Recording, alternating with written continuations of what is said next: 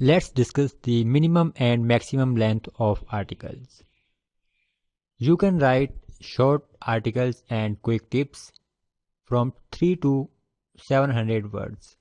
And if you will write step-by-step tutorials, it can be anywhere from 800 to 2000 words articles or tutorials. For example, sitepoint.com accepts quick tips articles and it must be from 5 to 700 words. And for articles 8 to 1500 words, and for tutorials you will have to write 1500 to 2000 words. And I have been writing for plzz pay 12 cents per word. You can write up to 1000 word article for plzz.com. WordStart is looking for tips for their email newsletter, and you can share computer tips. For 250 words you will receive $25.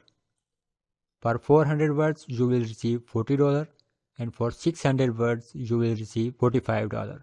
And maximum length is approximately 800 words and you will receive $50. I have been writing articles and tutorials for SitePoint for almost 3 years. It is not required to write at least 1500 word tutorial. Your tutorial can be 1000 word as well. For 1000 word article you will receive $200. But if you will write lengthy articles, you can receive up to $300 per tutorial.